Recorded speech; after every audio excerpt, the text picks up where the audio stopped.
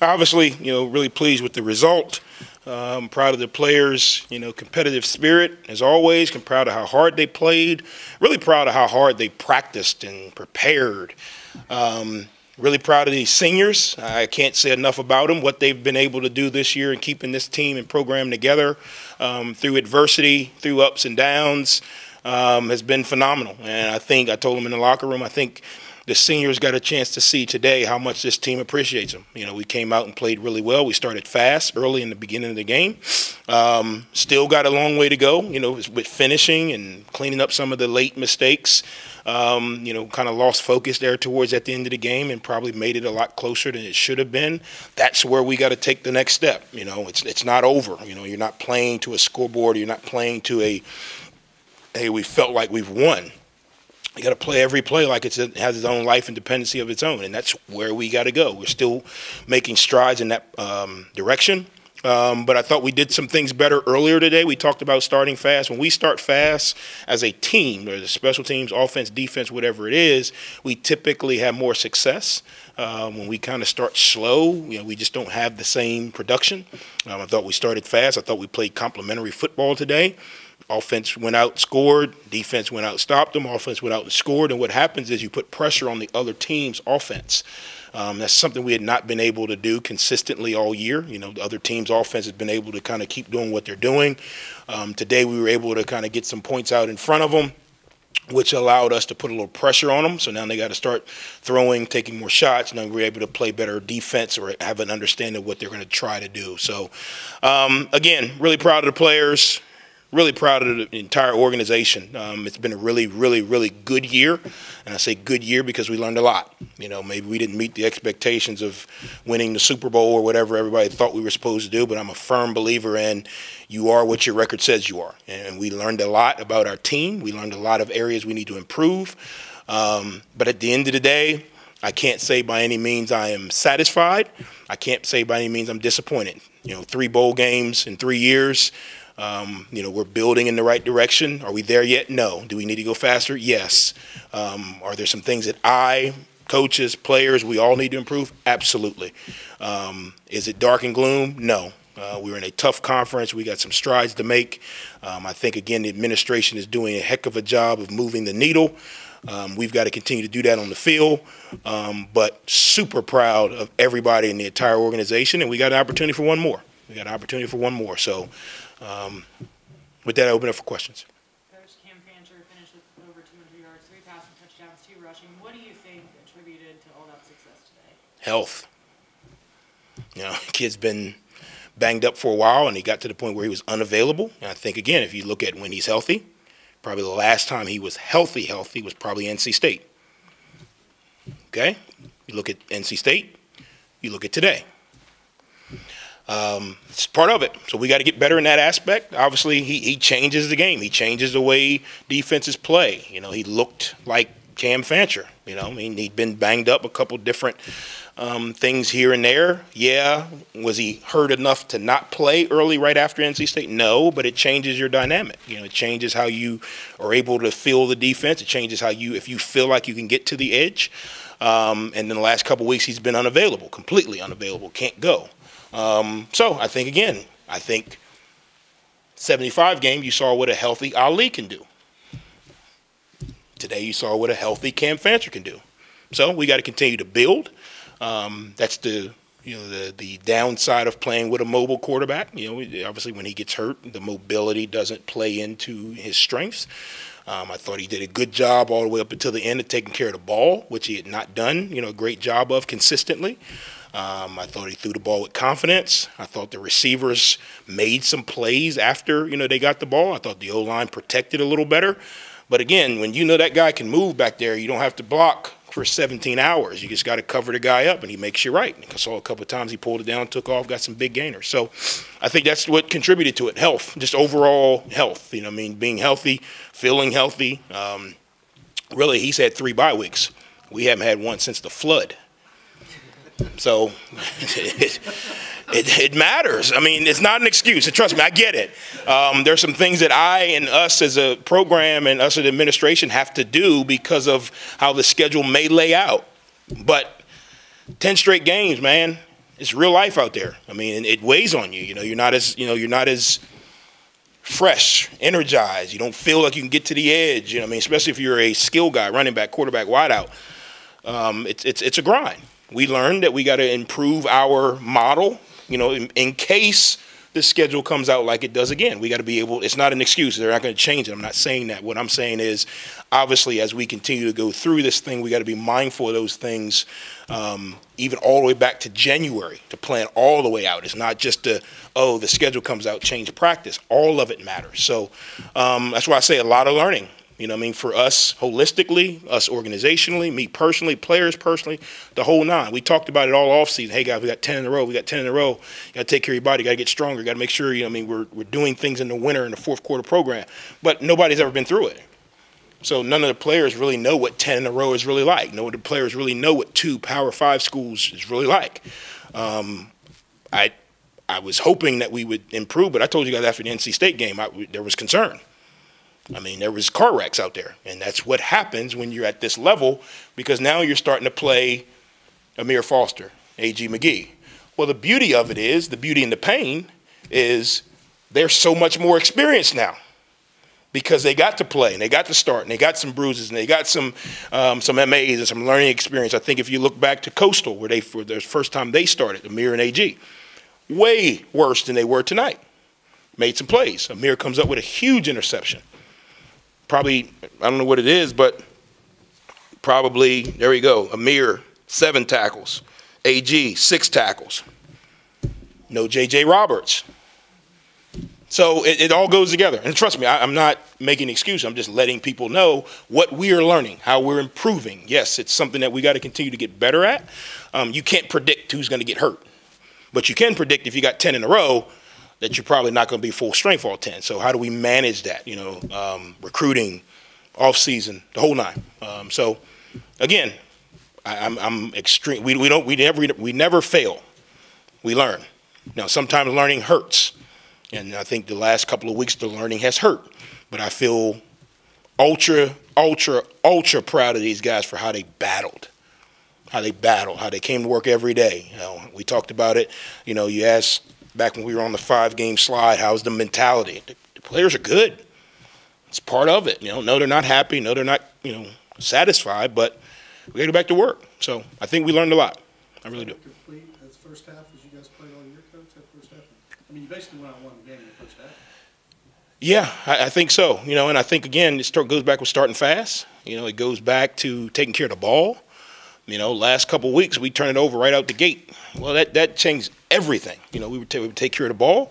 We were able to go down and get a score, on the first drive, which I don't know if we've done that since the flood. Just some things that show promise. Now, how do we balance that with, the sloppiness at the end of the game? How do we balance that with, now 10 games, you start that punt coverage unit is like, what's his number? Who is he? Oh, in the beginning of the season, it was starters and, second-team guys. Well, now we're into the point where it's like, ooh, Cassidy, you may have to play gunner. That's where we're at. Not an excuse. Those guys got to go down and shimmy close and leverage the ball. So all of those things are great opportunities. We didn't have Trent Holler today. So now Jalen Slappy's playing a full game. So all of those things, and trust me, sometimes, your bloody nose, teaches you to, keep your guard up. So we learned not acceptable. Let me say that. It's not acceptable to be in this position. But how do we prevent from being in this position? Again, we learn, we improve, we move the needle. When you run the ball like that, you have 2 100-yard rushers tonight. How much does that open up the offense to what it has looked like when it's working? Yeah, I think, again, when the offense is working, you got tight ends that are available in the run and the pass. Well, 2 of them were standing beside me, 2 really, really good ones. So on Salas, it's kind of, Matillo is kind of, when the offense is working, the run game is really good, which now opens up the pass game, and you don't necessarily have to throw the ball 80 yards down the field. It opens up the intermediate pass game. Well, what's the difference between an intermediate pass game and a long pass game? The farther you throw the ball down the field, the more risk reward right? Because now you got to have a great throw, great route. Does the guy bang him? Does he not groom? In the intermediate range, it's a lot more catch, ball, get vertical. You know what I mean? We were able to stay on course today. I think that was the biggest thing. We weren't in very many 1st and 15s, 2nd and 20s. There were a couple, but we were able to stay on course. When we were rolling early in the first half, we were on course. First down, 2nd and medium, 3rd and short, first down, or first down, or first down, 2nd down, first down. So when you're able to do that, it allows you to call plays with a lot more confidence. It allows you to be on rhythm. And it allows the quarterback to kind of feel, okay, this is what we're trying to get done here play-wise. When do I RPO and pull it? When do I hand it off? All of those things. Coach, I noticed you wearing that armband. Was there a change at all in who's calling plays then? Or? No, not a change in who's calling plays. I'll just say the Connor Stallings deal up at Michigan is rampant. Let's just say that. Let's just say it's not just a Michigan deal. Seemed like we had a little bit more. Things worked a little better in the first half, didn't it? I'll say that. So, chess match. You move, we move. Checkmate. Things worked a little better in the first half, didn't they? Dang, I know. Everybody, why would you let people come to practice? Trust me, guys. It's not in Michigan. No, they're extreme. Allegedly, I don't know.